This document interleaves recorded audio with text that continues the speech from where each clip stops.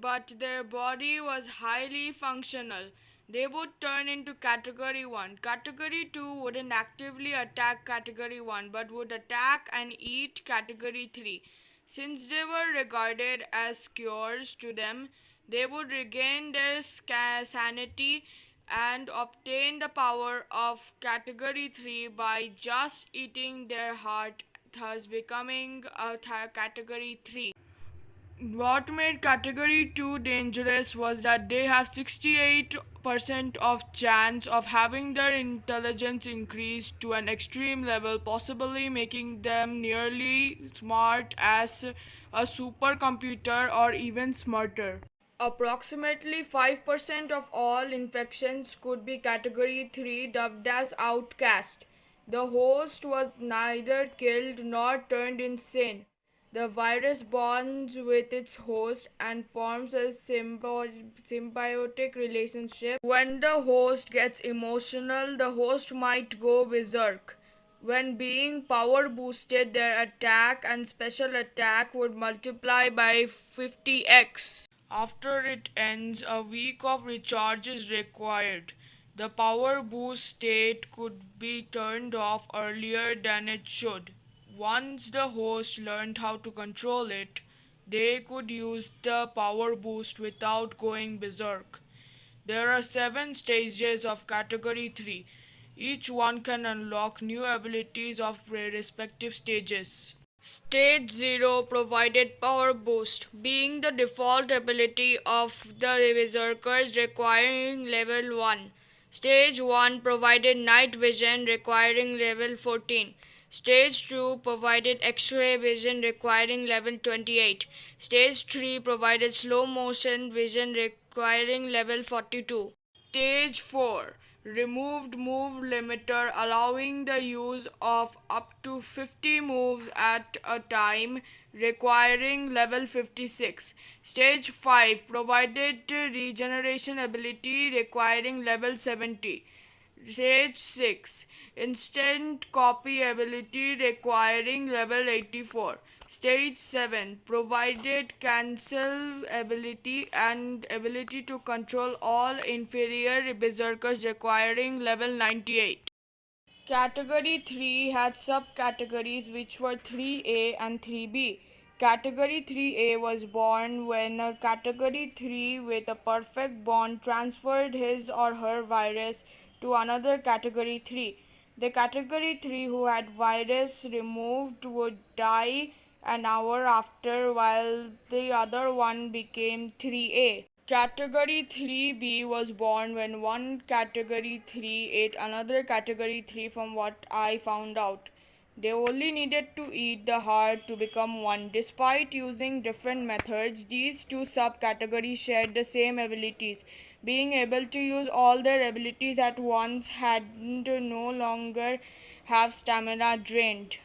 For Category 3, the amorphism would appear in their mind. Their appearance was usually the same as the host. However, some of them could change their appearances freely. They could communicate with the host via their mind.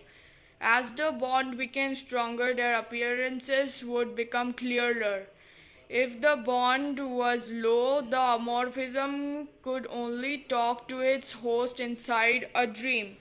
If the bonding was perfect, they could talk to each other anytime and even fuse together to form a true unity. The virus can't infect either legendary Pokemon or mythical Pokemon. If it touches them, it will become inactive for some reason, locked in a dormant state. One thing to know is if their physical body was destroyed, the amorphism would return to the memory path, waiting to be manifested to another world once again. In each timeline, there were always those who were able to manipulate and control the Berserkers despite not being a Category 3. This turned out to force the Berserkers to develop a very dangerous ability. The Berserker's most powerful ability isn't our power boost, but rather their capabilities to steal the abilities of their manipulator and store them within the memory path, whether they were regular or godly abilities. Unfortunately, none of them had ever used or knew about the abilities they had stolen, or rather, something prevented them from using godly abilities like some kind of a law. What about Primus and Ultimus ability? Are they just special berserker abilities? Yes and no.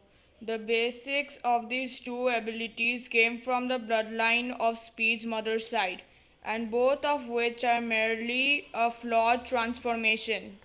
Primus ability or Turbo Boost is an attempt to replicate the classic form and boost beyond its maximum capability without requiring to be one of the Coastal EV tribe members.